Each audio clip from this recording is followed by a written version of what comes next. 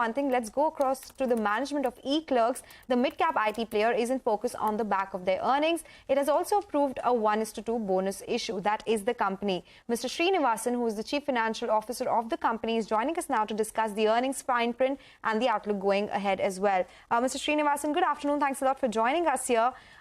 Well, you have in your conference call and guidance said that margins will be at the lower end of 28 to 30% guidance for next few quarters. Why is the guidance on the lower side? For how long do you think this will continue? So firstly, thanks for having me today. And on the margins front, I think we are seeing little higher costs owing to the increments and the supply side constraints, and also due to facility costs, refurbishment, and getting back to offices. So as you may have read in the papers, the SEZs have issued a notification through the Ministry of Commerce that only 50% staff can work max at any point of time from home. So the remaining 50% have to be back in the office. So we are refurbishing our facilities, and that may lead to a little bit of expenditure. Okay, so what is your expectation? All you've said is that they will be lower than 28 to 30% as you had earlier guided. But what could the number look like in Q2, Q3 as well as Q4? And will it be lower than Q1, or do you think Q1 margins are at the bottom? Sorry, let me correct myself. So we had guided that usually we guide for 28 to 32%. Okay. And we are now guiding that it will be in the lower half of that range, which means between 28 and 30%. Okay. Got it. Okay, so which means margins improve from the current Q1 levels? Yes. Okay. All right. So what would lead to this improvement? Can you generally tell us what is the change in, say, order book size, the pipeline, decision-making cycles? What are those numbers looking like? So generally, the Q1 margins tend to be the lowest because we've just paid out increments. And we've historically seen that Q2 to Q4, there is always an increase in margin when compared to Q1. In terms of order books, and we expect that to play out even in this year.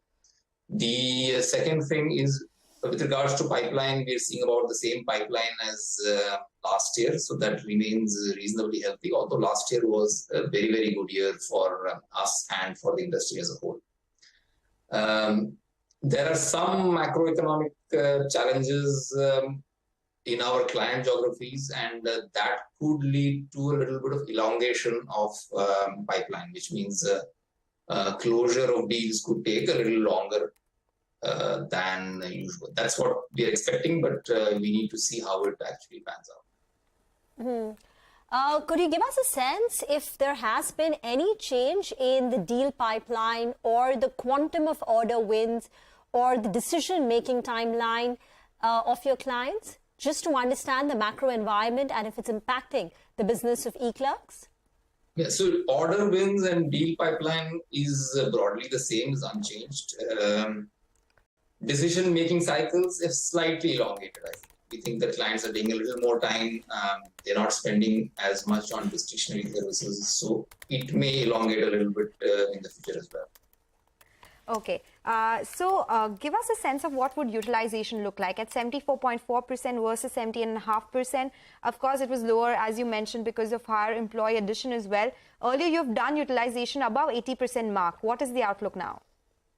So we think that it will go back to the 78% mark in 1 or 2 quarters. The reason for the lower utilization in Q1 is we've added some headcount as an investment in productized services. There is some headcount which is expected to get billable in Q2 and beyond. So I think this will go up in the next quarter or so.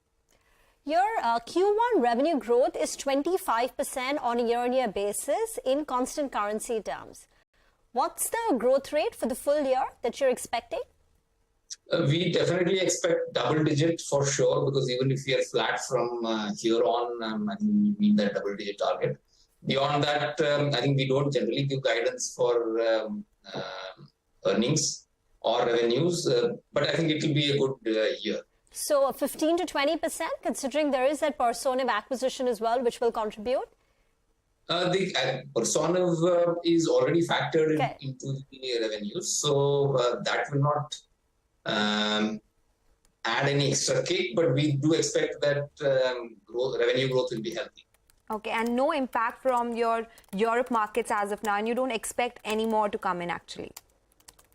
Yeah, the only impact in Europe is the currency depreciation. So in USD terms, the growth is lower than the constant currency terms. So the depreciation of euro has had that impact. But otherwise, in terms of clients and deals, there is no significant impact. And attrition, has it bottomed out? Attrition in Q1 is generally higher in every year because the increments have just been paid out. And so this Q1 was no different. We think there will be some reduction going forward. I think there's the number of people leaving us to join startups certainly has reduced. So there will be probably some reduction that we in the coming quarters. Okay, all right, Mr. Srinivasan, thanks a lot for joining us. It was a pleasure speaking with you. That's the word coming in from eClerx. The stock was under a bit of pressure yesterday. Some more selling today as well, but the guidance is positive. They will be able to do margins at the lower end of 28 to 30% guidance, and also expecting a healthy double-digit growth to come through as far as revenues are concerned.